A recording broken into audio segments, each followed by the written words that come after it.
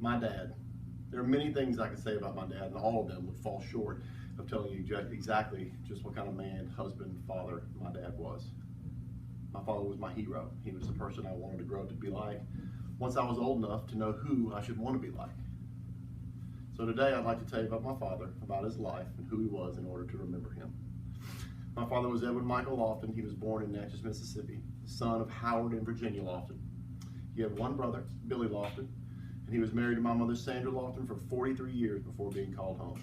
He worked for Motorola Communications Company for 24 years before he retired in 1999. He was the father of 3 sons.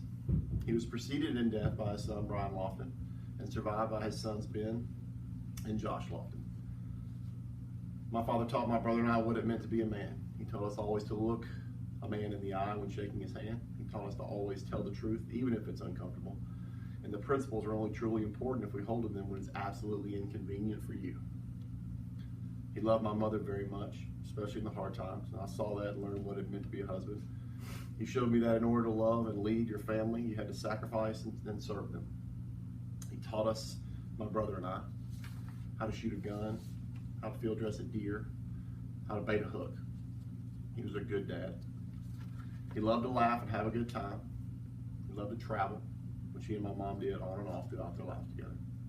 He loved to cook and he loved to eat. Watching my dad eat country-style pork ribs was something to behold. I've never seen someone get that much barbecue sauce on their person and care so very little about it. He was an exceptional papa to my children, his 4 grandchildren, Taylor, Mackenzie, Harrison, and Eli. He loved them well and spoiled them just as well. But he endeavored to teach them all the things he passed on to me and my brother Josh. I remember when my oldest son, Taylor, shot his first deer. The first thing he had to do was hop on that 4-wheeler and head to get Papa to bring him back and show him what he'd done. My father, even when his illness had made it almost impossible, still poured into my kids, and I promise you that they're the better for it. My dad was always there for anyone he loved. Whenever anyone had any kind of medical procedure or surgery, he would be at the hospital or doctor's office. Without fail, even if you told him it was no big deal and he didn't really need to come, he would say, okay, and he'd be there anyway. My wife Stacy and I would always laugh about that. She'd get a kick out of the fact that every time she or I or any one of us had anything done, Mickey was there. He was loyal and protective of his family to the highest degree. The one thing I remember most and that meant the most about my dad was that he loved Jesus. My brother and I were raised in church, and our parents thought it important to invest in us eternally. And for that, I'm remarkably thankful. When I prayed to receive Jesus, it was my father who knelt with me. And when I strayed from him, the Lord used my dad to draw me back to him. It was later in his life that his love affair with Christ grew. And regardless of the circumstance, he always pointed me to Jesus. When times were good, we thanked the Lord for his goodness. And when times were bad, we sought the counsel of the Lord and still praised him for his goodness. The day before my dad was taken home to be with Jesus, I was visiting with him at his house. He was completely bedridden at this point, and we all knew he was nearing the end of his fight.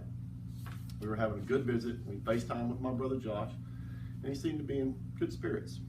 When it was time for me to leave, he looked at me and he said, Ben, I'm tired. I told him that I was going to go and he should get some rest. And he said, no, son, I'm tired. I told him I knew, and I asked if there was anything I could do for him. And he said he wanted to ask me a question. Of course, I obliged. He asked me if I was certain that I had a personal relationship with Jesus Christ. The one thing my dad wanted to know before he passed away was that my salvation was assured. I answered, yes, sir, absolutely, and the Lord took him home less than 24 hours later.